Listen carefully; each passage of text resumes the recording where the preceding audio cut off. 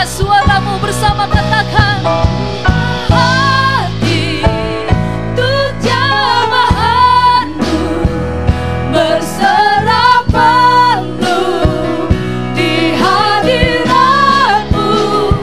Kau ambil alih seluruh hidupku di altarmu, menyembahmu di altarmu, menyembahmu, menyembah di altarmu ya Tuhan, di altarmu,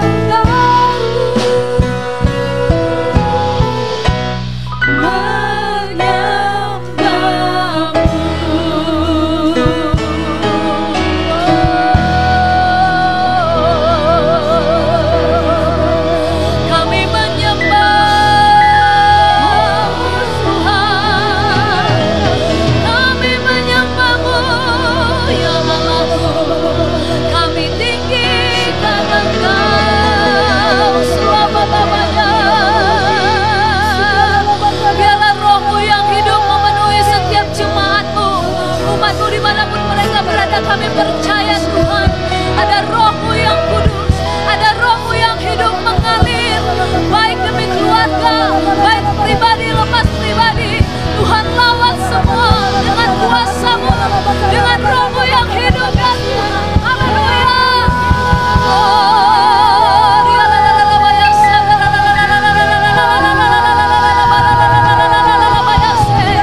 Penuhi kami, penuhi setiap kami, penuhi kami.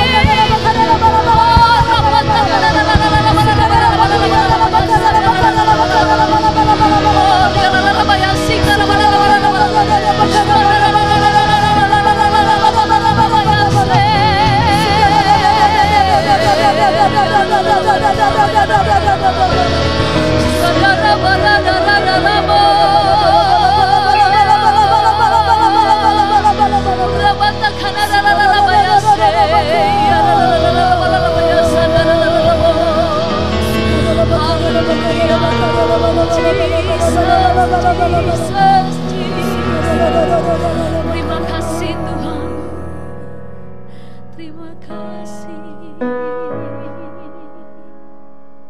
terima kasih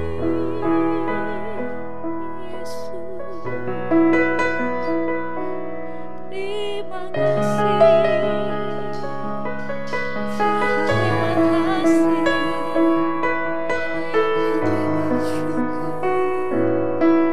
Kaulah yang kudus, Kaulah yang penuh kasih. Kau mengalir bagi setiap kami, Kau mengalir bagi setiap pribadi lepas pribadi Tuhan. Engkau melawat setiap kami, Kau memenuhi kami dengan roh-Mu. Kau memberikan kekuatan yang baru bagi setiap umat-Mu, Kau memberikan pengharapan yang baru bagi umat-Mu. Engkau yang akan memberikan kemenangan bagi setiap jemaat-Mu Tuhan. Kami akan terus terbang tinggi bersama dengan Engkau, dari kemuliaan sampai kemuliaan. Engkau membawa kami terus naik dan tidak turun, sebab demikianlah janji-Mu. Dan kami percaya Tuhan, janji-Mu boleh terjadi bagi setiap kami, bagi setiap jemaat-Mu GBI My Family dimanapun mereka berada Tuhan. Kau melawan mereka, Kau melawan mereka Tuhan, Kau melawan mereka, Kau melawan setiap jemaat-Mu, memberi kekuatan yang baru.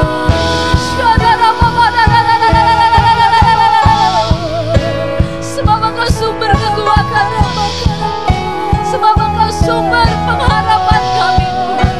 Engkau benteng perlindungan, Kau kubu pertahanan kami. Kami percaya hanya kepada-Mu. Oh, dia lalabaya sate, dia lalabaya sate,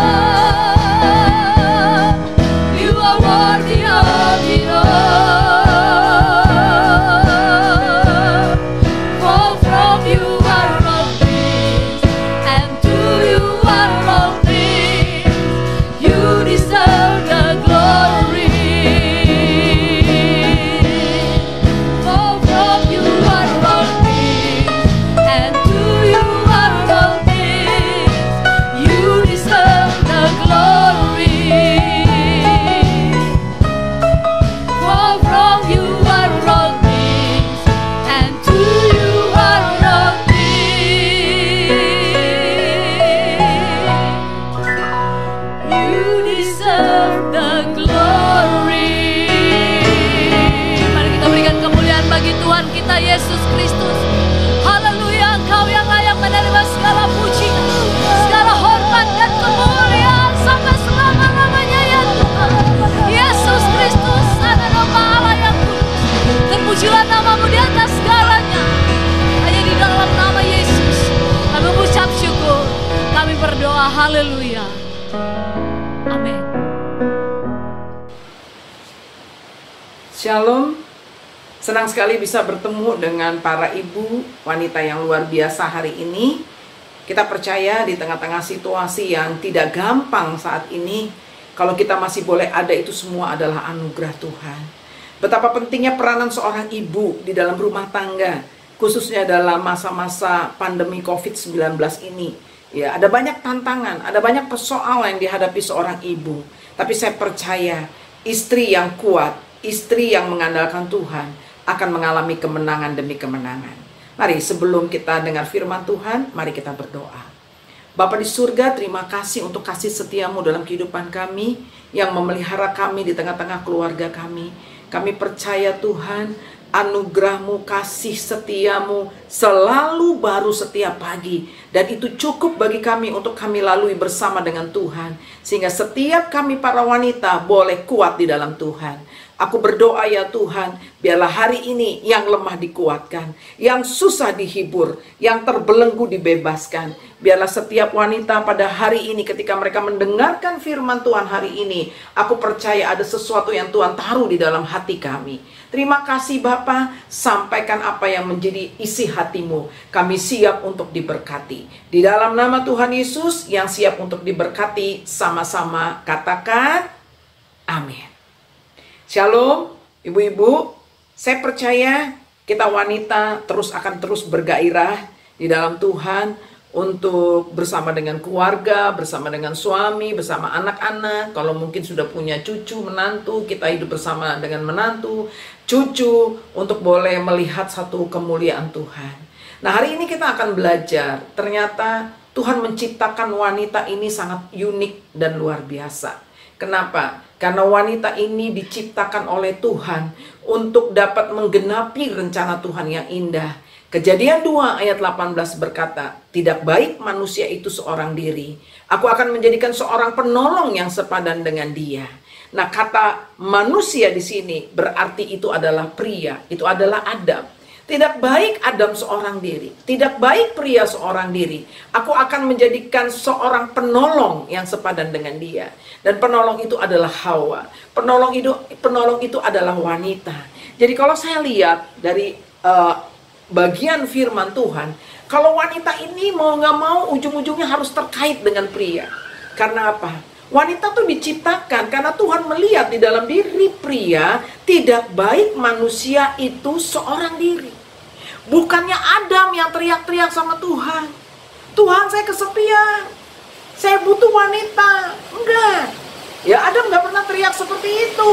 Tetapi yang ada adalah Tuhan sendiri melihat bahwa tidak baik kalau manusia itu seorang diri saja.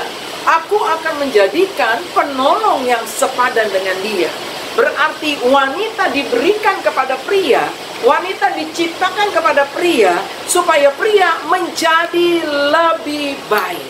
Jadi wanita-wanita di sini kau diciptakan oleh Tuhan untuk menjadikan suamimu lebih baik. Itulah konsepnya Tuhan.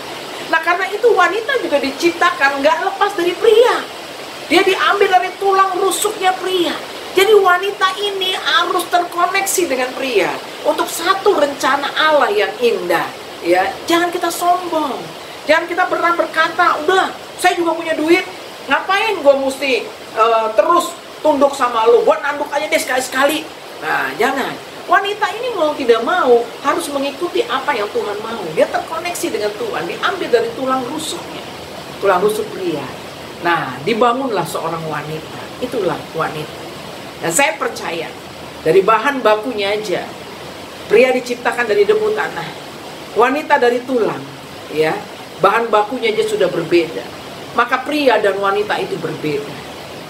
Kalau Hawa sama persis dengan Adam, kalau wanita sama persis dengan pria, maka kehadiran wanita itu tidak memaksimalkan pria. Tetapi untuk konsep yang Tuhan telah tetapkan, kehadiran seorang wanita harus bisa memaksimalkan pria. Maka Allah menciptakan wanita yang berbeda dengan pria. Bahan bakunya aja beda, dan cara berpikir polanya pun berbeda. Tubuhnya aja berbeda. Hormonal dalam diri pria dan wanita itu berbeda. Jadi ibu-ibu sadarilah bahwa kita itu berbeda dengan suami kita. Jangan kita samakan. Ada banyak istri-istri memaksa suaminya menjadi seperti dia. Maka yang terjadi adalah konflik. Nah, hari ini saya coba untuk mengingatkan kepada setiap wanita bahwa Tuhan telah menciptakan kita di tempat ini sebagai wanita. Dan ada satu tujuan Allah yang mulia. Untuk apa Tuhan menciptakan wanita? Nah, karena itu dia diperlengkapi dengan kelebihan-kelebihan yang ada. Dan kelebihan-kelebihan itu sebagai satu strong point di dalam kehidupan wanita. Tetapi apa yang menjadi kelebihan, satu sisi bisa menjadi kelemahan di dalam kehidupannya. Nah, karena kita melihat di dalam kehidupan wanita, ada banyak wanita yang muncul justru kelemahannya, kekurangannya, ya. Nah, karena itu hari ini kita belajar bagaimana kita bisa membuat kelemahan di dalam diri wanita menjadi satu strong point di dalam kehidupan kita, menjadi kekuatan kita. Mari kita baca, ada 2 ayat kebenaran firman Tuhan.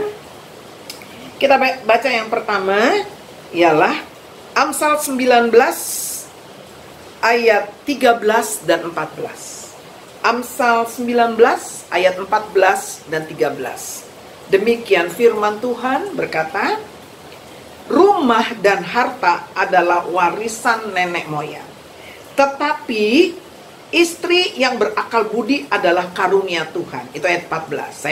Ayat 13, ya, ketinggalan tadi ayat 13. Ayat 13 berkata, anak bebal adalah bencana bagi ayahnya, dan pertengkaran seorang istri adalah seperti tiris yang tidak henti-hentinya menitik. Baru ayat 14. Rumah dan harta adalah warisan nenek moyang, tetapi istri yang berakal budi adalah karunia Tuhan.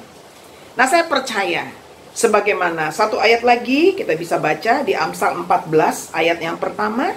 Mari kita lihat. Saya senang sekali ayat ini. Ayat ini menjadi ayat emas, ya.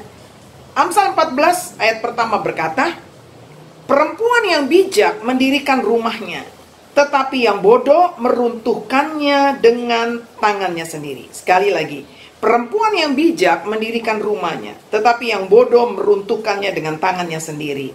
Berarti ada 2 wanita di sini. Wanita yang bijak dan wanita yang bodoh. Nah, saya percaya Tuhan rindu kita semua menjadi wanita yang bijak. Tetapi bukan berarti wanita bodoh itu dibuang, diciptakan untuk menjadi hancur, bukan. Tetapi saya melihat kebodohan seorang wanita itu sebagai satu kelemahan di dalam diri wanita yang seharusnya bisa diubah menjadi satu kekuatan di dalam dirinya. Jadi apa yang menjadi kelemahan di dalam diri wanita, ketika dia sadar dan dia bisa mengelola kelemahan itu, maka kelemahan itu akan menjadi satu strong point di dalam kehidupan kita. Nah, karena itu saya percaya kehendak Tuhan dalam hidup kita, nggak ada wanita yang bodoh. Kita harus berjuang dalam hidup kita. Saya harus menjadi wanita yang bijak, wanita yang terus membangun kehidupannya. Sebagaimana Allah menciptakan wanita, bahwa Tuhan punya satu rencana yang indah bagi setiap wanita, bahwa apa yang menjadi tujuan Allah itu harus digenapi. Nah, karena itu kita akan melihat sisi-sisi kelebihan dan sisi-sisi kelemahan daripada seorang wanita. Nah, saya percaya strong point dan the weakness daripada seorang wanita. Wanita yang melihat sisi kelemahannya bukan berarti, wah berarti saya gagal dalam. No, tapi ketika kita sadar kita punya satu kelemahan dalam kehidupan kita, sebenarnya itu adalah satu kekuatan yang belum muncul di dalam kehidupan kita. Nah, karena itu hari ini kita akan melihat ada sisi-sisi kelemahan di dalam kehidupan para wanita. Yang pertama kita lihat di sini, ya, apa yang menjadi kelemahan daripada wanita. Wanita itu diciptakan dengan perbedaan dengan pria, ya. Kalau pria itu lebih memakai logika, tetapi kalau wanita dia lebih memakai perasaan. Ya, kekuatan intuisinya lebih kuat. Dia lebih memakai perasaan. Kalau laki-laki berkata, saya pikir. Tapi kalau wanita berkata, saya rasa. Ya, wanita dengan kekuatan perasaan itu sebetulnya kekuatan. Kekuatan. Wanita dengan intuisi, kekuatan. Sebenarnya wanita ketika kekuatan perasaannya dikuduskan oleh Tuhan, diserahkan sama Tuhan, itu bisa dipakai ketika dia terkonek dengan Tuhan. Ketika dia terkonek dengan Tuhan, ini nyambung dengan Tuhan, maka Tuhan itu banyak bisa bicara kepada para wanita. Makanya kalau kita lihat pendoa-pendoa itu banyak wanita. Nabi itu banyak wanita yang dipakai Tuhan. Karena apa? Kekuatan di dalam intuisinya. Kekuatan di dalam perasaannya, kekuatan di dalam jiwanya, ya. Karena wanita lebih cenderung memakai perasaan, ya. Jadi itu satu kekuatan. Tetapi, ya, wanita juga yang sering memiliki problem emosi. Karena wanita sisi kelemahannya juga di perasaan kalau tidak dikontrol oleh Roh Kudus. Kalau wanita tidak bisa mengelola apa yang menjadi kelemahan itu dan merubahnya menjadi satu kekuatan, maka kelemahan itu akan menjadi penghambat di dalam dirinya. Sehingga ini yang saya yakini sesuai firman Tuhan, wanita yang bodoh. Karena yang bodoh di sini bukan berarti masalah kepandaian secara intelektual. Tetapi saya percaya wanita yang tidak bisa mengelola kelemahan di dalam kehidupannya. Nah, karena itu mari kita lihat bagaimana supaya wanita bisa mengelola kelemahan di dalam kehidupannya. Ya, wanita harus menyadari bahwa wanita cenderung memiliki problem emosi daripada pria. Pertama, secara hormonal kita pun punya hormon yang berbeda dengan pria. Kita ada masa-masa yang disebut masa menstruasi.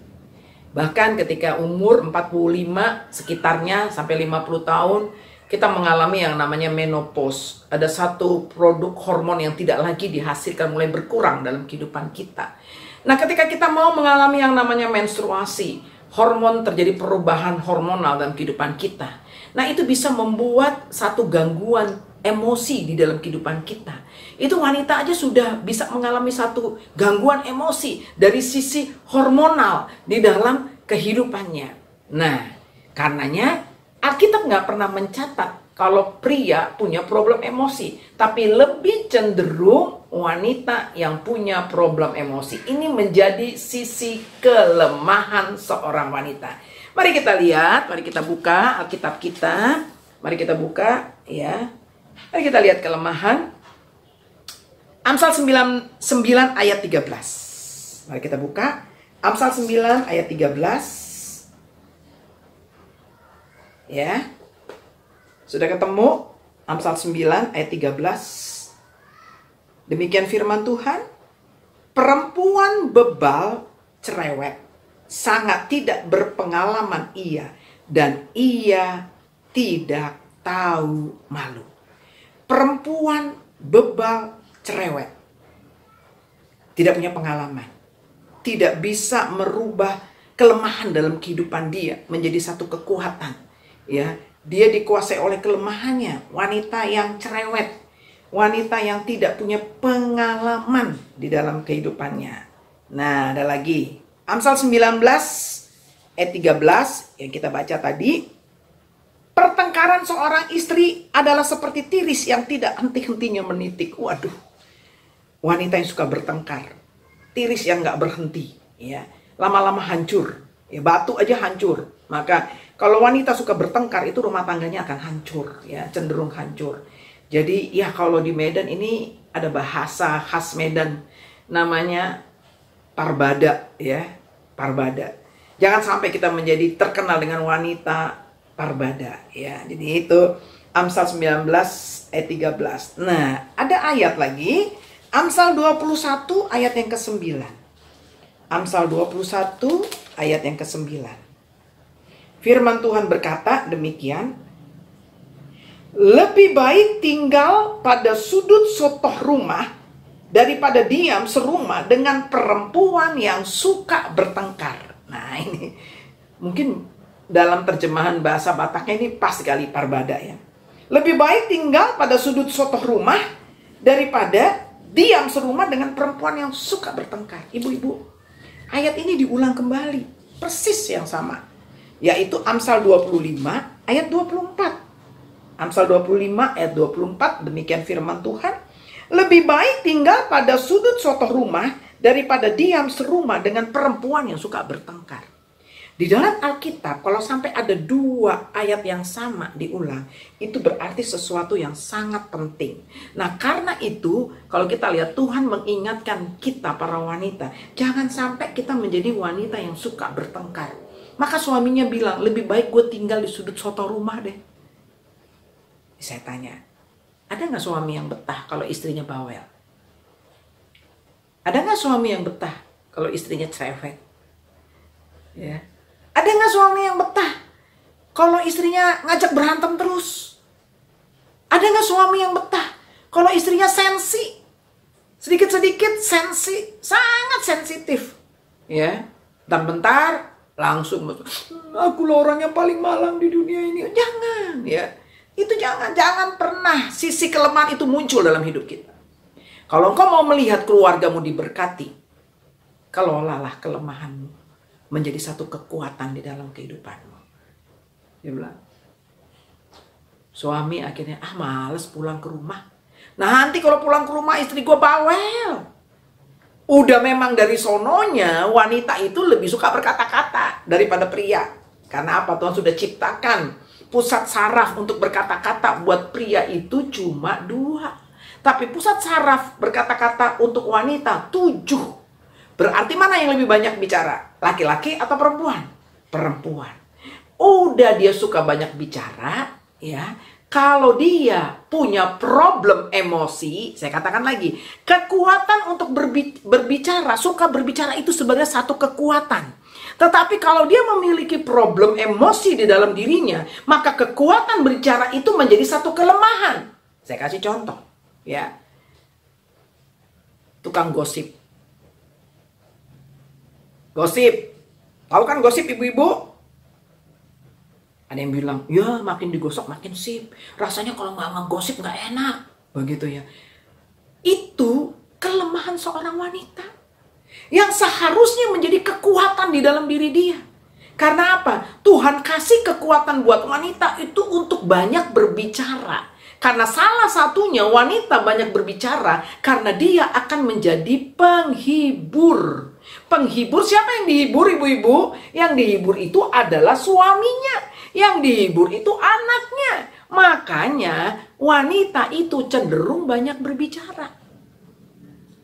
Tetapi kalau Anda memiliki problem emosi, maka kekuatan berbicara ini menjadi satu kelemahan. Anda akan menjadi tukang gosip. Bahaya ini, bahaya sekali. Ya. Jangan jadi tukang gosip. Karena apa? Kalau kita belum tahu satu kebenaran, jangan pernah kita menyampaikan satu berita. Lebih baik klarifikasi dulu, tapi jangan dikonfrontasikan, jangan digosipkan. Ya. Lebih baik pakai kekuatan berbicara kita itu untuk boleh memberikan kekuatan di tengah-tengah situasi yang seperti ini. Dalam keadaan pandemi COVID-19, banyak orang yang butuh untuk dikuatkan oleh saudara, untuk didoakan oleh saudara. Kekuatan berbicara seorang wanita ketika Anda tidak memiliki problem emosi akan menjadi satu kekuatan yang dapat dipakai oleh Tuhan. Untuk Anda berdoa sama Tuhan, untuk dapat menginjili orang, untuk dapat memberikan kekuatan untuk orang-orang yang lemah, untuk memberikan pengharapan bagi orang-orang yang saat ini ada dalam kesusahan. Ya, satu kesaksian dari saya dan Pak Jaliaman. Berapa waktu yang lalu kami ada IG live dengan anak kami ya, Andy dan Acha dari Sydney. Ketika kami IG live itu ya, dilihat oleh banyak orang dan ternyata mereka mend-DM saya. DM itu kasih berita dan mereka menceritakan kehidupan mereka ya. Dan mereka berkata ada banyak sekali orang yang hidup dalam satu kerinduan untuk ditolong. Nah, Kalau Anda sebagai wanita yang sudah diberikan oleh Tuhan kekuatan untuk berbicara, inilah waktunya Anda boleh menjadi seorang konselor, untuk menjadi pendoa syafaat. Untuk apa lagi? Untuk dipakai menjadi memberikan satu motivasi kepada orang-orang yang lemah, sehingga yang lemah akan dikuatkan, yang susah akan dihibur. Orang yang belum kenal Tuhan boleh percaya kepada Yesus Kristus. Ini waktunya. Nah, karena itu mari kita, setiap wanita, satu sisi kelemahan jangan pernah itu menjadi penghambat buat kita. Kekuatan kita biarlah menjadi kekuatan, jangan menjadi kelemahan di dalam kehidupan kita. Nah, jadi dikatakan ya, lebih baik tinggal di sudut sotoh rumah daripada ya tinggal satu rumah dengan perempuan yang suka bertengkar. Ya. Jadi mari kita komitmen hari ini. Saya mau menjadi wanita yang ramah. Saya mau menjadi wanita yang bisa menjadi berkah. Ya, saya nggak mau jadi pemarah. Itu harus ada punya komitmen di dalam kehidupan kita. Tuhan, ini satu kekuatan dalam diri kita. Itu kekuatan. Jangan sampai menjadi kelemahan. Nah, mari kita lihat lagi ayat berikutnya. Ya. Amsal tadi mari kita lihat ya. Amsal 19 ayat 14. Mari kita lihat. Yang tadi kita baca mulai ayat 13. Pertengkaran seorang istri adalah seperti tiris yang tidak henti-hentinya menitik. Rumah dan harta adalah warisan nenek moyang, tetapi istri yang berakal budi adalah karunia Tuhan.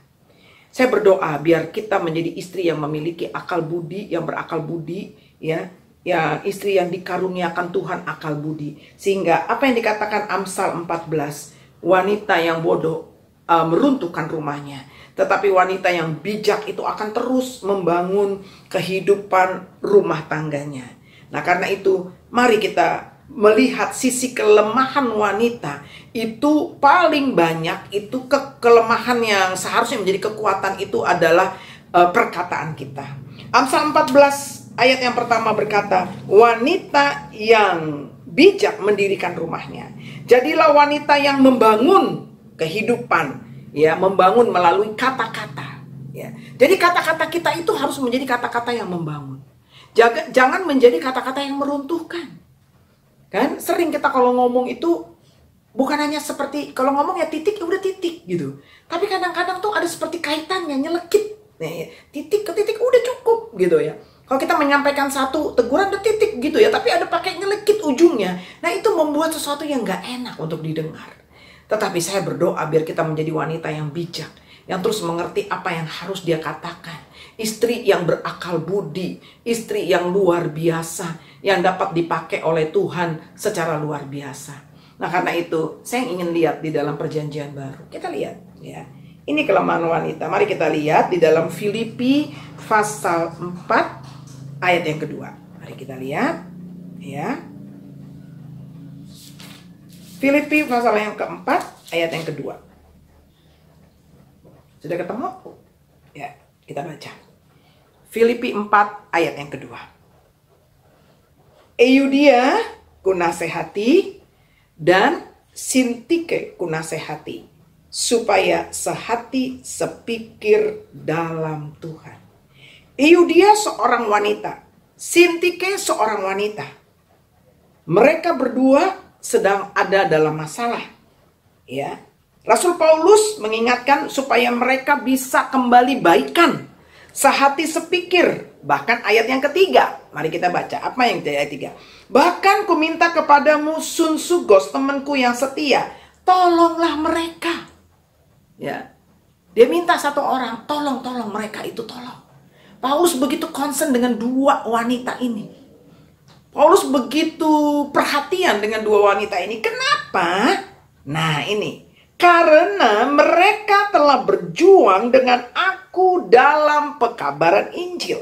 Bersama-sama dengan Clemens dan kawan-kawanku sekerja yang lain yang nama-namanya tercantum dalam kitab kehidupan. Ya. Ternyata ketika Paulus dalam perjalanan misi, ya, Dia banyak dibantu oleh rekan-rekan sepelayanannya. Dan salah satunya adalah Euodia dan Sintike. Dua wanita ini banyak menolong di dalam pembangunan pelayanan dari Rasul Paulus. Tetapi apa yang terjadi? Dua wanita ini sedikit agak ada masalah. Nah, saya berdoa supaya sisi kelemahan kita itu bisa kita manage. Sisi kelemahan kita itu bisa kita kelola menjadi satu kelebihan. Kalau Rasul Paulus mengingatkan di dalam kitab Filipi bahwa sempat terjadi ada dua wanita yang konflik, padahal dua-duanya dulu sama-sama melayani. Sama-sama bersama-sama melayani. Dua wanita ini dulu bekerja sama Rasul Paulus sama-sama. Pergi ke tempat yang susah sama-sama. Memberitakan Injil sama-sama. Tetapi setelah jemaat Tuhan dibangun, mereka berdua ada konflik. Dan Tuhan mengingatkan, jangan. Ayo, nasihati supaya kembali. Itu gambaran bahwa wanita punya sisi kelemahan. Dan kita berdoa supaya sisi kelemahan itu kita bisa kelola menjadi satu kekuatan di dalam kehidupan kita. Saya percaya dua wanita ini mungkin ya paling cocoknya jadi tiang doa ya. Dia banyak doa, dia banyak doa. Rasul Paulus dia doa. Itu kan ngomong, harus dapat dari Tuhan, punya begini, oh itu luar biasa sekali. Mari, itu yang kita kejar supaya hidup kita semakin membangun kehidupan rumah tangga kita. Membangun kerajaan Allah dimanapun kita berada. Nah karena itu satu lagi yang terakhir, bagaimana supaya sisi kelemahan kita itu tidak menjadi sesuatu yang menghambat untuk rencana Allah yang besar akan digenapi di dalam kehidupan kita. Biarlah kelemahan-kelemahan kita akan kita kelola menjadi satu kekuatan di dalam diri kita. Karena Allah menciptakan setiap wanita itu unik dan luar biasa. Untuk satu rencana yang besar. Mari kita buka 1 Petrus terakhir. 1 Petrus pasal yang ketiga.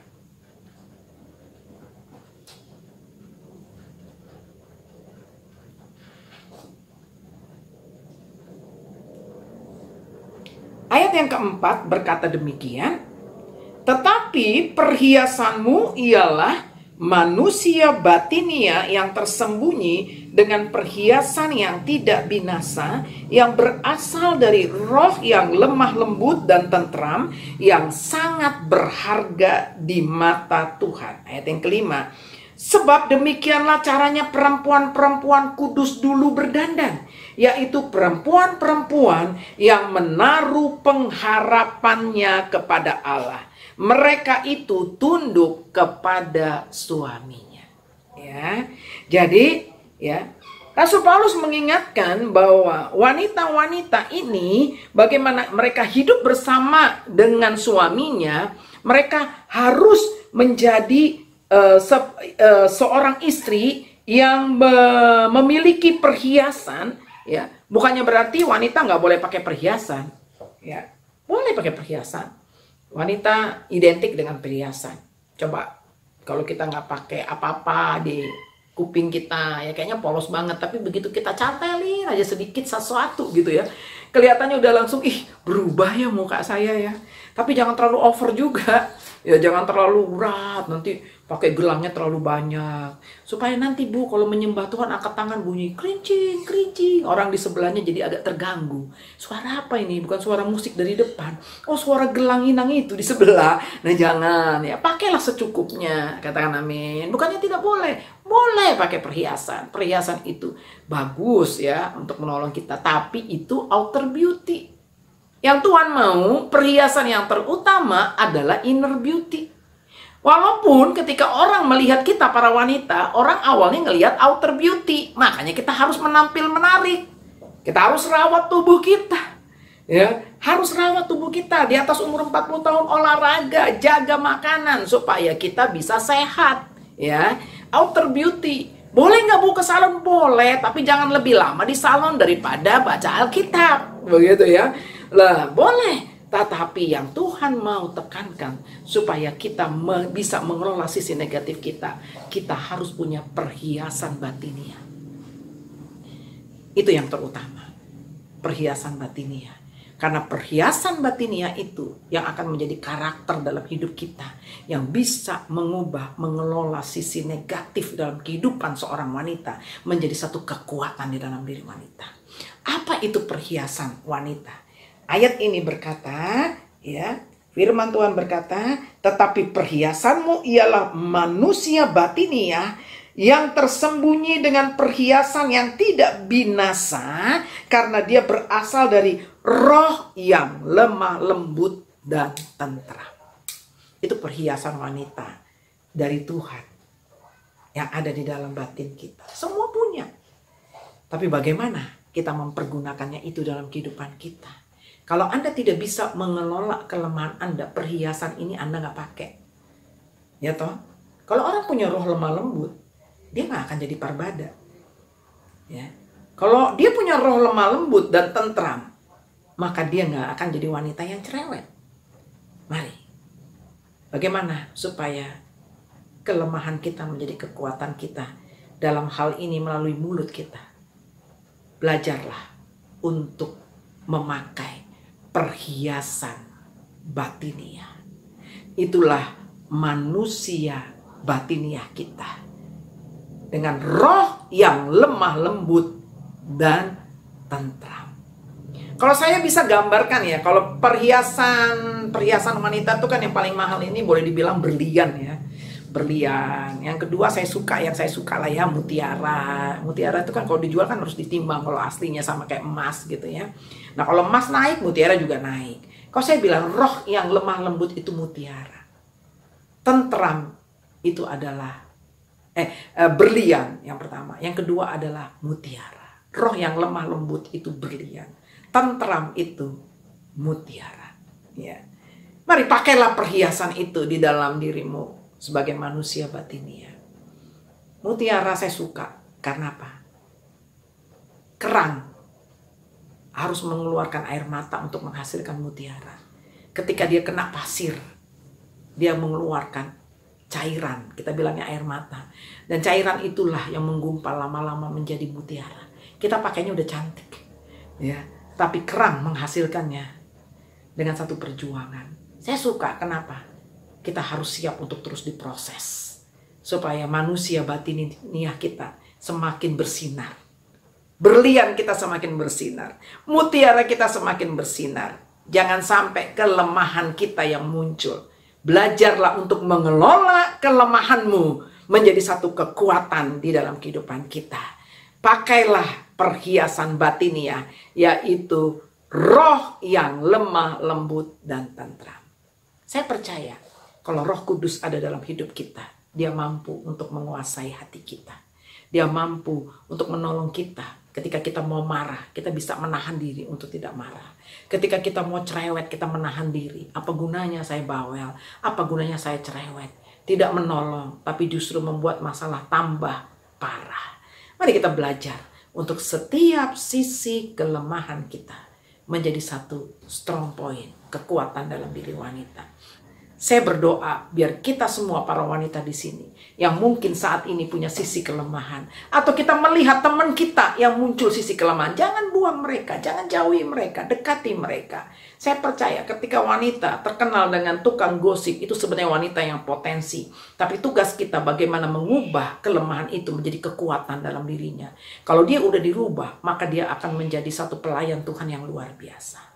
Biarlah firman Tuhan ini boleh memberkati setiap kita. Karena apa? Istri yang berakal budi itu adalah karunia Tuhan. Saya berdoa, jadilah wanita-wanita sebagai istri yang berakal budi. Kalau Anda pun sebagai single parent, saudara sudah tidak punya suami lagi, jadilah wanita yang berakal budi. Amsal 14 ayat 1 berkata, wanita yang bijak mendirikan rumahnya.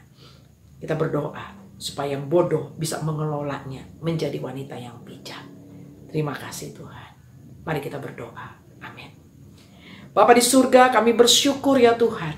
Kalau hari ini kami boleh mendengar bahwa Engkau menciptakan para wanita untuk satu tujuan yang mulia, tujuan yang indah. Aku berdoa Tuhan, supaya apa yang menjadi kelemahan kami para wanita dapat kami kelola menjadi satu kekuatan di dalam diri kami. Karena itu, mari setiap wanita di tempat ini, mungkin Anda berkata, aku udah capek dalam hidup aku mungkin banyak cerewet, aku banyak bawel, aku banyak marah di rumahku. Tapi hari ini aku mau berubah ya Tuhan. Bapak, Engkau dengar apa yang dikatakan para wanita di tempat ini. Engkau tahu apa yang dihadapi para wanita di tempat ini. Engkau rindu wanita-wanita di sini adalah menjadi wanita yang berakal budi. Engkau rindu menjadikan wanita-wanita di sini adalah wanita yang bijaksana. Bukan wanita yang bodoh yang menghancurkan rumahnya. Tetapi aku berdoa biar tiap para wanita di tempat ini adalah wanita yang membangun, wanita yang bijak, wanita yang memperkatakan satu nubuatan dalam kehidupannya, wanita yang memperkatakan doa dalam kehidupannya. Aku berdoa untuk para wanita yang rindu setiap kata-kata yang dikeluarkannya adalah kata-kata nubuat, kata-kata yang dikeluarkan adalah kata-kata doa. Mari Kau jamah setiap kami ya Tuhan. Berikan kepada kami dua perhiasan batiniah ini ya Tuhan. Itulah roh yang lemah lembut dan tenteram. Biarlah itu ada di dalam kehidupan kami para wanita di tempat ini. Biarlah Tuhan Kau jamah setiap kami ya Tuhan. Pulihkan setiap kami ya Tuhan. Sadarkan setiap kami bahwa rumah tangga kami harusnya mengalami kebahagiaan dengan hadirnya kami sebagai ibu, sebagai istri di tengah-tengah keluarga kami. Terima kasih Bapa. Biarlah firman ini boleh menguatkan setiap kami dan membawa kami semakin menggenapi rencana Tuhan yang indah. Sehingga hidup kami menjadi berkat buat suami. Hidup kami menjadi berkat buat anak-anak kami. Hidup kami menjadi berkat buat menantu kami. Hidup kami menjadi berkat buat semua cucu-cucu kami. Terima kasih Bapa. Segala pujian, hormat, dan kemuliaan kami naikkan hanya bagi Tuhan kami Yesus Kristus.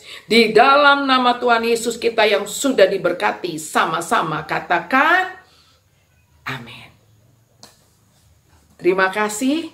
Tuhan Yesus memberkati.